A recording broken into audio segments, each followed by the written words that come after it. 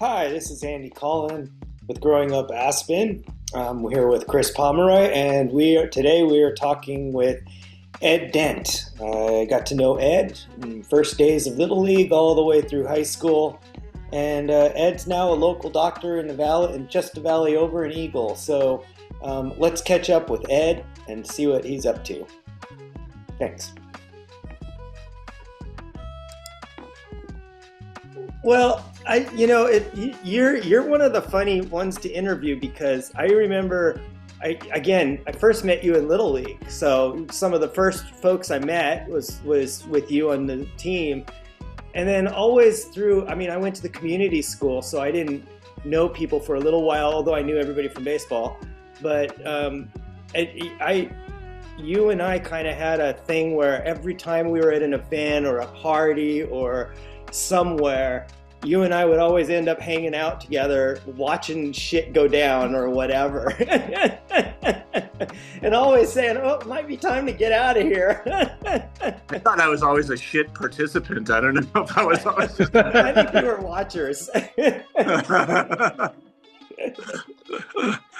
But so I was wondering, can you talk about, well, I guess maybe you should start with your journey to Aspen, because some of us were born there, some of us were not, Before I do, I'm going to, because you brought up baseball, and I can't remember if I told you this story last summer, but there was a kid that probably didn't end up growing up in Aspen, but he was pitching for our team, and he was a really good pitcher. And Tremble.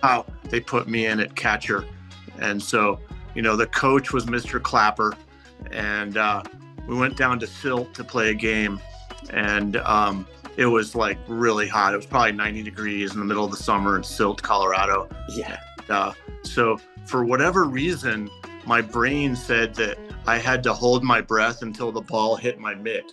So after probably about an inning and a half of doing this, I think I started to feel a little faint. So I was kind of like, I think they had to take me out at catcher. Like I just was about to pass out or something. And I don't know what happened to me the rest of the game, but somehow we got back to practice the next week, and Clapper's like, "What happened to you up there?" I was like, "Oh, I don't know, coach. I couldn't breathe." And he's like, "Well, why don't you go out to right field if you think you can breathe?"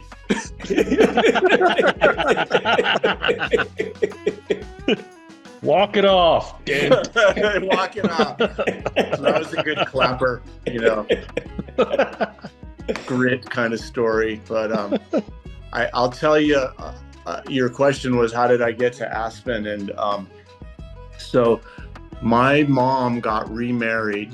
And so I have a stepdad, Jerry, who's still living. He's very dear to me. He's a big supporter of mine, even though but they got divorced eventually. But we used to go vacation in Aspen for ski vacations. And I think my stepdad, Jerry, kind of knew some people, and like Bill Sterling was one of his good friends from college. I think that might have been the Aspen connection. And so I think we took about 2 ski vacations, but funny how memories stick with you. I can remember my first ski vacation, first of all, hating carrying ski stuff to the bus. And then I guess my ski lesson was in Snowmass or something. And so we took the bus out there and clearly put in a group that had already skied before. And I'm this Louisiana kid that had never skied before. So absolutely hated it. But I do remember the instructor being very nice, and somehow I got either pawned off to another instructor or something that gave me some like one-on-one, and then kind of got me going a little bit, so that was the beginning of it all.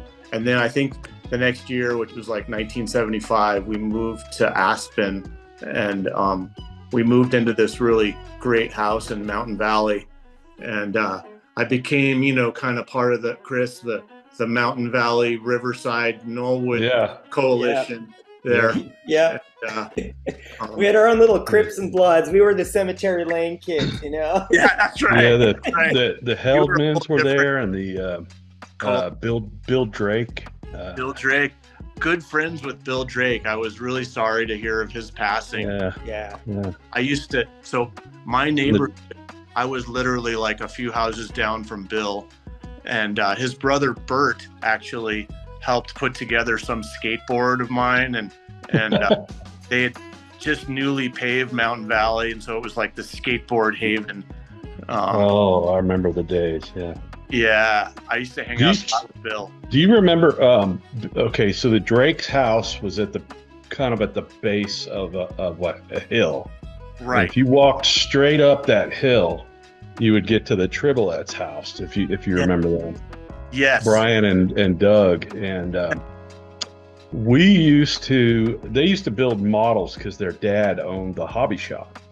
Right. And he got all the toys, and they would build all these models, and if they sucked or if they were too much glue or whatever, they became our next victim. And we'd go out on their deck, which overlooked the whole valley, and we would either just launch them off of there or put firecrackers in them and then launch them off of there. Just land model pieces landing on Bill Drake's house, and I think it was pretty much a whole sort of unofficial trail system that we could like walk to houses, and I remember exactly what you're talking about. Right where the Drake's house was, you could go right up there, and then the Ermishes kind of lived up. Yep. And I actually got to hang out with Kirk at the 84 class. Yeah, me too. Yeah, oh, cool. And I think he's in Oregon doing wine, right? Right. Like in Bend. Yeah. Yeah, he's doing well. So yeah, that was a fun neighborhood, and I was kind of trying to think of things we might reminisce about. And one of my greatest things that I ever did in Aspen was to show Tom Alpern how to catch the bus to Mountain Valley. Mr. Detweiler was like, "Is anyone on the Mountain Valley bus?" And I was like, "Yeah." Here's what you do. It's bus number 8 with Nancy. Wasn't that right, Chris? Nancy? Well, maybe. I remember there was a guy named Clarence. We used to call him Clarence, the cross-eyed bus driver, and then I can't remember who the next one was. You might have, because you were probably there a few years before I got there. But anyway, we had that sort of this bigger bus that looked like a loaf of bread, like it was a slight. But so then there was a neighborhood bully, and I'm not going to name who that is because I'm a very fine person, and his sister is very nice. And anyway, the bully kind of gave us snow baths and threw snowballs at us all in your quest to just go back up Knollwood Road and take the shortcut to your house. But it was bully. And so when Tom moved to town, he kind of set up this whole scenario where he was going to save the day.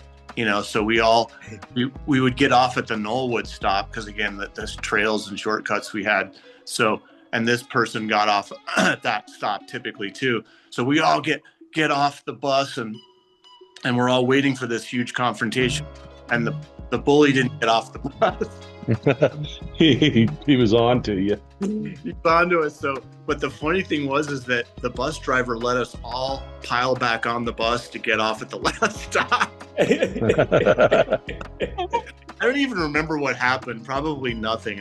It was probably no real confrontation, but I think that sort of, helped us wimps kind of, come out of our shells a little bit and stand up for ourselves.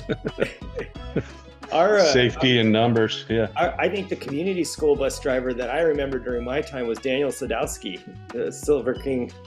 Dr. Sadistic was our school bus driver. Really? Kind of like That's Otto, funny. The Simpsons, Right on.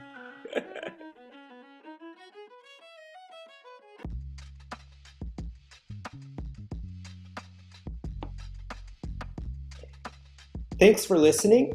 The authors of Growing Up Aspen would like to thank you and would like to also thank the Aspen Times and the Aspen Daily News for giving us materials for our book, Growing Up Aspen, Adventures of the Unsupervised, which you can get at twistandturnpress.com and any local bookstore.